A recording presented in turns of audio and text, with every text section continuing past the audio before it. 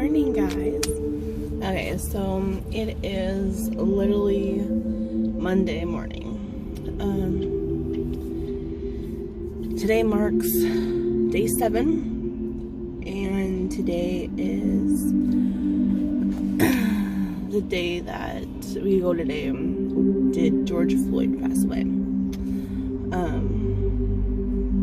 And which also makes it night 6 of protesting, night 5 of rioting and looting. This is just crazy. It's crazy. In the last 2 nights, there's been less chaos. Saturday night started a curfew. Was it Saturday night or was it Friday night?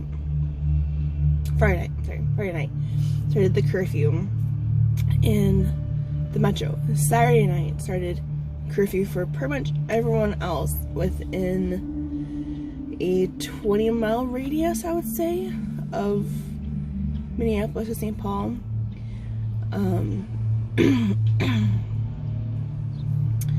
So where I was staying, there was a curfew for my parents' house. Let me tell you, it was crazy. It was really crazy. On Saturday night, people just were going crazy. Friday night was people were going crazy. Saturday night people were going crazy. It was better, but they brought in over 5,000 National Guard members here in Minnesota to put a stop to all this. Did it work?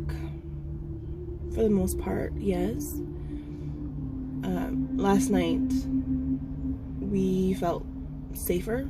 I don't know why, but we just did. We even had a bonfire. We had friends over. We grilled. We had food. We had fun. And then we kind of broke curfew. Sorry, we did. But Dal made it home fine, safely. It was all good. They live pretty close to where my parents live anyway, so it's not a big, it wasn't like a long distance. So it was all good. But also, was it yesterday? Sorry, my days just really blend together. It's crazy. There's all of this going on. Yeah, yesterday. Okay. Let me backtrack a little bit. On Saturday,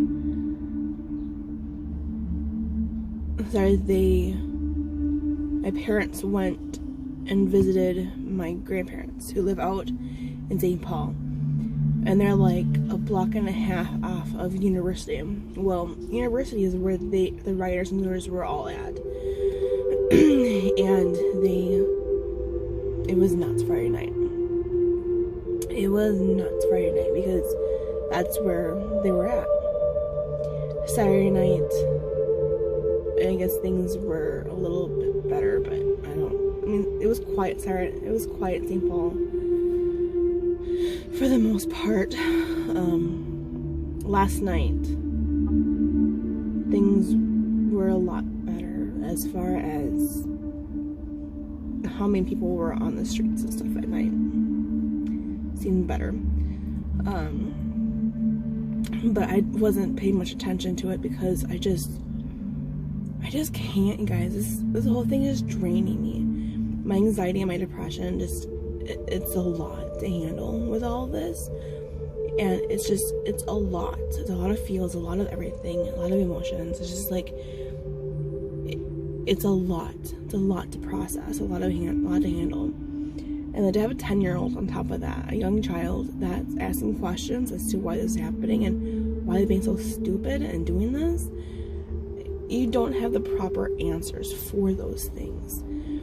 But we still give her some answers. We still give her as much as we possibly can.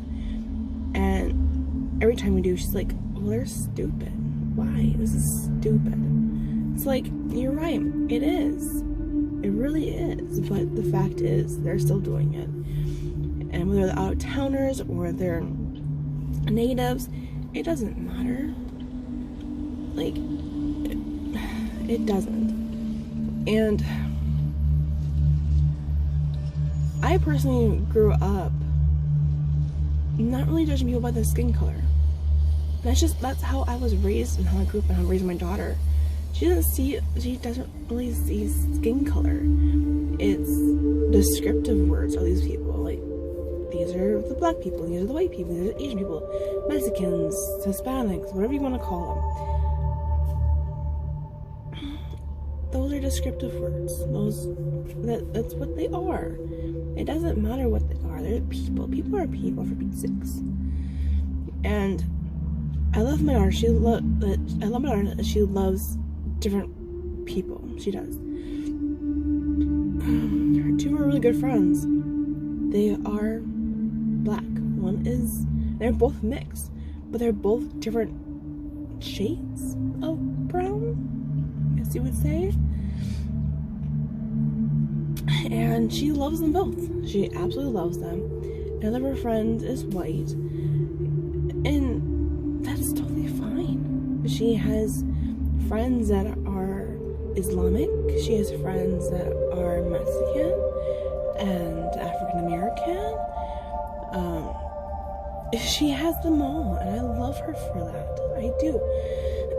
She doesn't see color. She doesn't see race. She sees people, and that's what she loves. She loves seeing the people they are, not the color of the skin. And I really wish people would do that. Look at your children and know your children just see people. They just see friends to play with. And if you nourish that and continue that and say, yep, they are amazing people, they're amazing kids, it'll change so many people's lives. So many lives.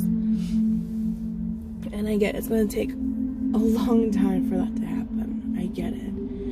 But if we just continue to do that and spread the love, and it's all that matters. It was all that matters.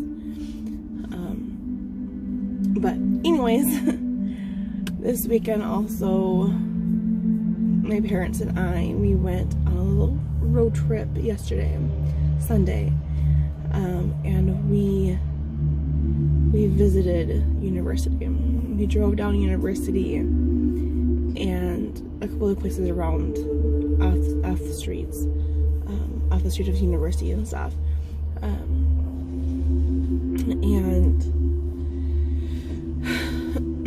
there were, yes, it had been like a day and a half at that point of between loots and stuff.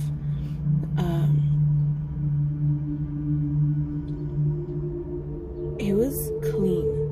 This has been the cleanest I've ever seen University ever. Like, I'm just saying, nothing against City of St. Paul, nothing against the University. I'm just saying that was pretty darn clean. Other than the graffiti on the walls and the boarded up businesses because either they were raided or they say they're raided, and or pre-raid, and it was still fairly clean. I was very surprised. What I loved seeing, you'll see in the clips, is there were so many people out there that were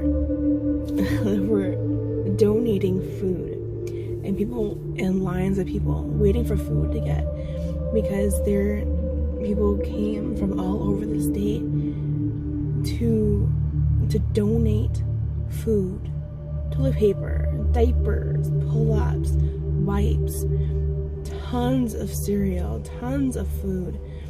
And they even announced, if you need it from anywhere, come and get it. We don't judge. We don't ask for an address. We don't ask for anything. Just come. If you need it, come. And open it up to food shelves too, saying if you need supplies for your food shelf, come and get it. And I love that. I love that they were doing that. And you know, it's amazing to see that, honestly, to see that community. It's amazing. Now, just warning you, if you get a little car sickness from it being pretty fast, I'm sorry. I tried to tell my dad to kind of slow down a little bit there, as I was recording, but you know, he don't listen. He likes to speed. So I'm just forewarning you. My dad likes to speed. So there's times where I even get a little car sick because of him speeding. But regardless, it'll still show you glimpses of what St. Paul looks like. We didn't go to Sunray, where another area was that got hit. It hit hard. We didn't go there. I would have loved to gone there, but we didn't. I would have loved to have gone to Minneapolis, but unfortunately the areas that were basically torn down, you really can't get to. And it's because of the protesters and all this stuff. Like, we just can't get down there. And I wasn't going to get out and walk those areas because it can be a little scary still. Even though it's daylight, even though it's safe in daylight for the most part, I just don't, parents didn't feel comfortable doing that. So I was like, oh, fine, whatever. So I let it go. This time letting it go. So anyways, here are the videos from yesterday.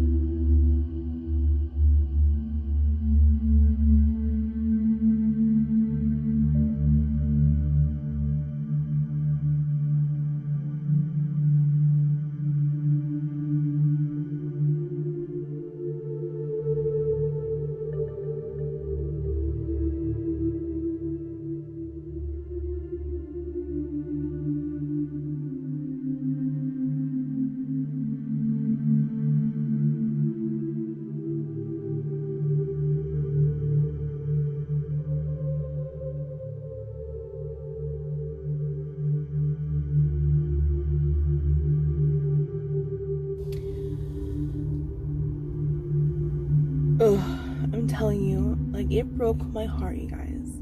Like, it literally broke my heart seeing all those stuff happen.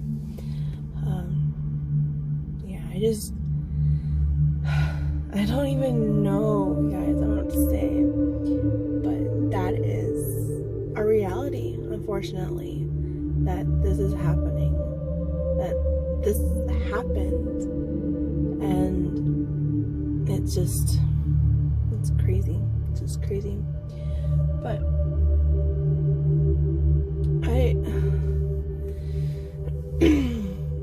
I mentioned earlier that I kind of stopped watching, and I stopped watching because, my anxiety and everything has been flared up. Well, on Saturday, I decided to just walk away from the situation, walk away out of the living room where the news was being played over and over and over and over again all day long. I had enough. I wasn't being myself at that moment, because I was lashing out. I was angry, I was mad, I was sad, I was frustrated. I was like, I just want to watch something else. I can watch something else other than stupid news. I'm just over it. And so finally I just got up, went to the bedroom, and just lay down and watched something else on my phone. And I was like, this is just crazy. I need to watch something else. Get my mind off of all of this. It's just too much. It's too much. And so I did, and I ended up falling asleep. It was like a good hour nap I had. But I remember waking up partly in the middle of it, because my mom and I needed to clean out their defreeze down in the basement, because my dad was cutting up a pig. We got a pig. And so he was down cutting it up and getting the meat from it and all that stuff. So we needed space in the freezer. And I said, yeah, I'll come down and help you. I told my daughter, just tell grandma, just give me 10 minutes. Just need 10 minutes, just to need a break. She's like, okay. My mom ended up letting me just be. Just letting me just sleep. Because she knew something was off. I wasn't myself. So she just let me sleep. And maybe about a half hour after that or so, my grandma came in and started yelling at me. And I didn't respond to it because I was like, I have no energy to respond. Telling me that I'm being rude and that I need to be down there helping her out and all this stuff. And I had no energy to even respond to it. And I went back to sleep. And I woke up, went downstairs, talked to my mom a little bit, and helped her clean out the freezer. My mom had no problem with me sleeping. She had no problem with it. She understood. I needed a break. I needed to not be in the situation anymore. She got it. She was like, whatever. No big deal. And so helped her out with the rest of the freezer, and we got organized. And when my dad came with the pig, we separated the pig because there were 2 pigs total that they got between us and a friend of ours. So she got her pig separated from our pig, and it was what it was. And we separated our pig between 3 people, ourselves, our family, and then my grandma, grandpa, and my aunt, because they all wanted some pig too. So we separated everything up. They got 1/4 of the pig, and then we got the rest of it. So it was what it was. But anyways, we got that separated out, put in the freezer, and then we delivered it the next day. which brought us to the University Avenue. And so yeah, it was just a big world cycle. But it was, it was crazy. It was really, really, really crazy to have all of that happening all at once. And, just everything was imploding. I feel like my world around me was just crumbling. And it was just, I don't know, I just didn't feel safe or comfortable anymore. Just didn't. I'm sitting here at Cub, and it's boarded up, and it's so weird seeing Cub being boarded up, and I'm probably sure Target Cross Street is probably boarded up too. But it's weird. I have no idea if Walmart over here is boarded up and blocked off or whatever. I have no idea if that's even open right now. No clue.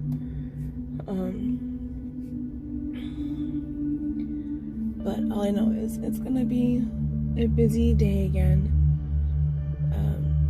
and a crazy night. And also tonight we're gonna be home at my own bed tonight, and it's been crazy being back home for sure. Like what, 5 nights now? I think it's been. Let's see, we went over there Wednesday, Thursday night, Friday night. Yeah, so it's been 5 nights I've been over there. It's been a lot. It's been a lot. I'm ready to go back home because now hopefully the worst is over. I just hope that it doesn't also pop up again close to home, because that'd be a little scary, because we don't live that far from all that stuff either. So it's crazy. I talked to my arts teacher, and she lives in South Minneapolis, and they actually left to go out of state and to be with family because, of fear. I didn't know she was way out there. I didn't know she was out there. I thought she was closer to town, but I was mistaken. So yeah, I'm like, oh yeah, that's a little scary. So yeah, she's safe now, and yeah, but guys, I'm gonna get off here and get to work, and I will talk to you all later. Bye guys.